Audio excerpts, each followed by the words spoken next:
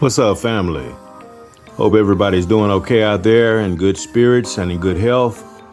So thank you for tuning in to another episode of Media Zoo TV. Today we've got a story that continues to make headlines. The big one concerning Chris Brown. Chris Brown took legal action against Warnerbros, and we're talking about that massive $500 million lawsuit. Now, when you hear a number like that, you know this isn't just some minor dispute. This is a full-blown legal battle with a lot at stake. The reason behind this lawsuit is that docuseries that aired on Investigation Discovery titled Chris Brown, A History of Violence. This series made some serious allegations against Brown, specifically focusing on claims of sexual assault, which Brown has never been charged for. But here's where it gets messy. Brown is firing back, accusing the producers, Warner Bros. And Ample LLC of libel and intentional infliction of emotional distress. He says the claims made in the documentary are not only defamatory, but also completely false. Now let's break this down a bit. In the lawsuit, Brown's team doesn't hold back. They're essentially saying, look, this isn't about the truth. This is about the media chasing profits at the expense of someone's reputation. The lawsuit states, and I'm paraphrasing here, this case is about the media putting their own profits over the truth. It goes on to claim that since early October 2024, both Ample LLC and Warner Bros. Were warned multiple times that they were promoting and publishing false information about Brown. But despite those warnings, they went ahead and aired the documentary on October 27, 2024, fully aware, according to Brown, that it was filled with lies and deception. The lawsuit even accuses them of violating basic journalistic principles. Now let's pause for a second and think about this. If what Brown's team is saying is true, this raises some serious questions about the ethics of media production. Are documentaries like this more about sensationalism and ratings than about telling the truth? Or is this just a case of someone trying to deflect from their own past mistakes? It's a tough call to make, and that's why this case is so fascinating. On the other side of this, Investigation Discovery isn't backing down. A spokesperson for the network stated, "We stand behind the production and will vigorously defend ourselves against this lawsuit." So, they're clearly ready to fight this in court. And let's be real, Warner Bros. And Investigation Discovery are heavy hitters in the industry. They've got the resources to mount a strong defense.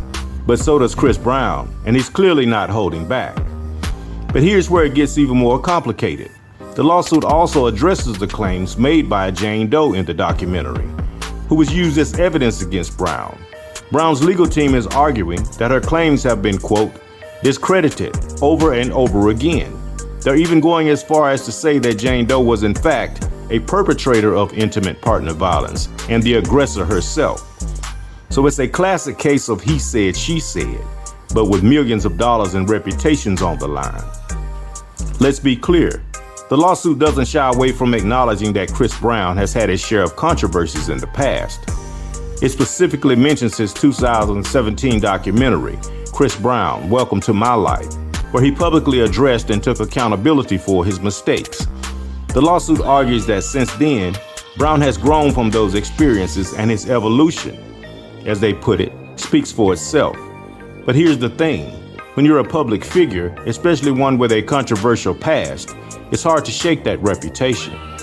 Every time something like this comes up, it brings all the old stories back to the surface. And that's what makes this case so tricky. On one hand, you have Brown saying, "I've changed, I've grown, and this documentary is just dragging me through the mud." On the other hand, you have the producer saying, "We're just telling the truth, and we stand by our work." So what does this all mean? Well, it's a high-stakes legal battle that's going to have a lot of people talking. On one side, you have Chris Brown, who's claiming defamation and emotional distress, arguing that the documentary is full of lies and that the media is prioritizing profits over the truth. On the other side, you have Investigation Discovery and Warner Bros. Standing by the production and ready to defend themselves in court. This is one of those cases where the court of public opinion is going to be just as important as the actual courtroom. What do you think? Is this a case of the media crossing a line, or is Chris Brown trying to silence criticism? But it really is kind of low down, and it's some nasty work. You know, after he spent since 2009 trying to rebuild his reputation after the fight with Rihanna, and he's never been charged with a sex crime or convicted of a sex crime. It's more so of his image is being torn down. It's similar to the R. Kelly situation before he was even found guilty in his trial. He was already guilty before innocent in this situation with the Surviving R. Kelly documentary. Now we see Diddy going through the same things, whether he did it or not. He still hasn't had his day in court. The jury's been prejudiced against him, and he's got a trial coming up in May. So it's kind of crazy world out here to be a celebrity. So what do you all think about this case? You know, you can go ahead and let me know your thoughts in the comment below. And I thank you all for joining me again for another episode of Media Zoo TV. And if you like the video, don't forget to like, share, and subscribe for more updates on this story and others like it. And remember, put God first, stay engaged, and stay informed. Peace.